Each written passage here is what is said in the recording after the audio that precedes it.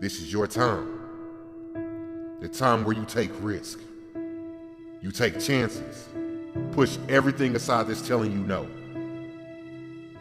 You have the possibility to shape your identity, to construct and build your life into the power you can achieve. Nothing here is stopping your progress except yourself. You're the only thing that's holding you back. If you want to become successful in life, number one, you got to change your mindset. He said, you don't get in life what you want, you get in life what you are. Develop your communication skills, because once you open your mouth, you tell the world who you are. I believe that all of us are born unique, but most of us die copies. You got to find out what is it that turns you on, what resonates with you. One of the things that I realized and what allowed me to become successful as a speaker, the speaking industry has been hijacked by people who speak to sell, and it's okay to do that and make money. I speak to change lives because somebody spoke and changed my life. So this is my passion. This is my drive. This is something that I feel in my heart. And so the key to that hunger-driven life is a heart-centered life. I didn't do what I'm doing for years because of my programming, because of the culture in which I was raised in. I would see other people with degrees and PhDs and MBAs and credentials I don't have, and I convinced myself I couldn't do it. But Mr. Washington, on that day, we became friends, and he taught me not only someone's opinion of you does not have to determine your reality. He said that you have to work on yourself, and you have to have an unstoppable attitude, and no excuse is acceptable, and you've got to make it a priority, a non-negotiable in your life, and hold a constant vision of what it is you want to achieve. See it accomplished and go all out. Find a way to win in spite of the setbacks, in spite of the disappointments, in spite of your failures. I tell people when I'm giving presentations, you will fail your way to success. I have a saying, as life knocks you down, try and land on your back, because if you can look up, you can get up. Never let a situation or circumstance define your life, no matter what it may be. And understanding that you got something inside of you that's greater than that situation or that circumstance, but you have to constantly believe it, and not only believe it, you have to make decisions and choices every single day that put you a step forward toward what you believe your destiny is.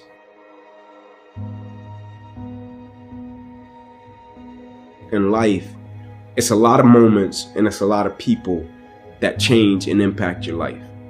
Right? Like, I don't believe it's just one moment and you say, this one moment just changed my life. Even though that moment may have, but it's going to be another moment that's going to shape and change your life as well.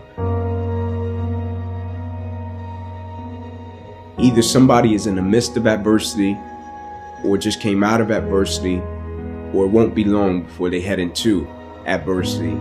So you need to be prepared either way.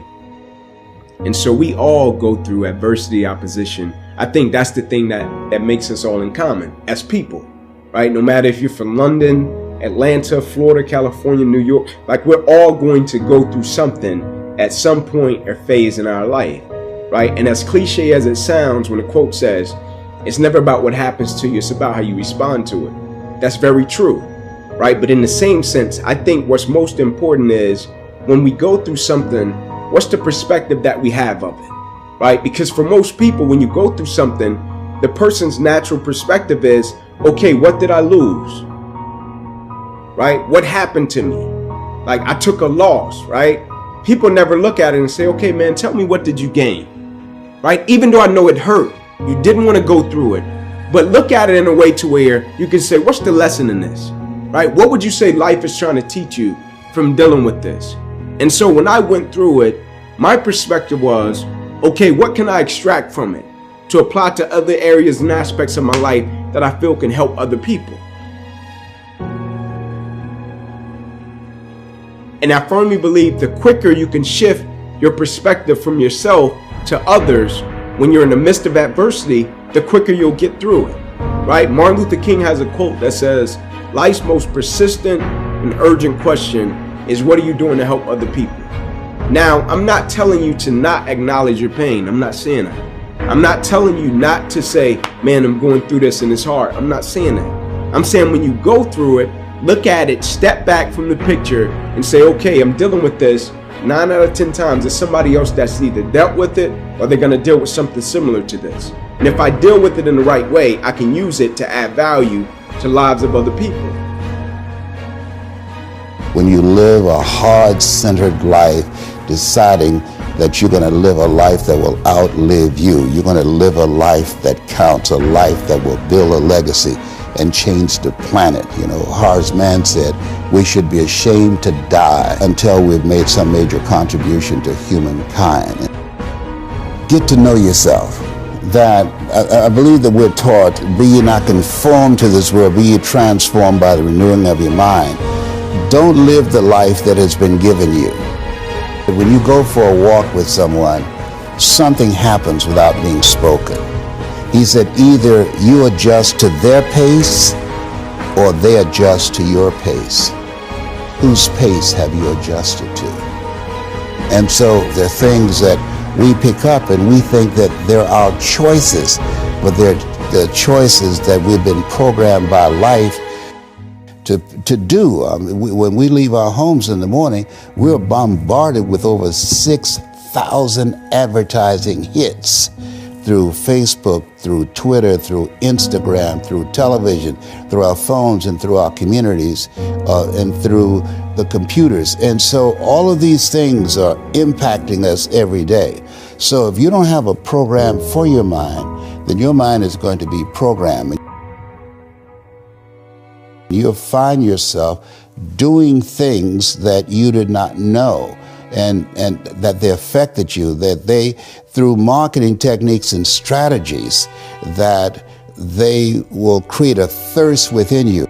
You've got to have someone that can see something in you that you can't see, that can take you to a place within yourself that you can't go by yourself.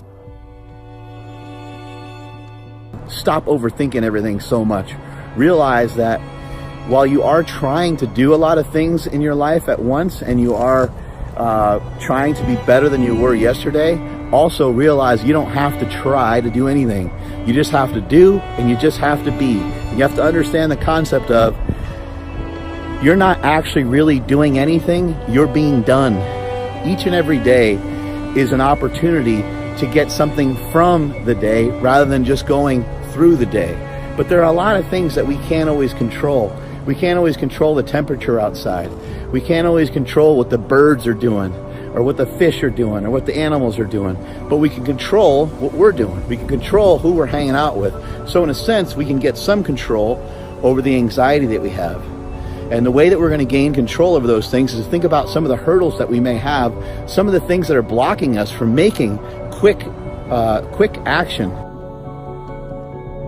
The reason that I think belief is important is because, like, when you're young or when you do something and you're a novice, right, and you start out doing it and you might think you can do something with it, or you might not. You might do it and it's being driven by your passion.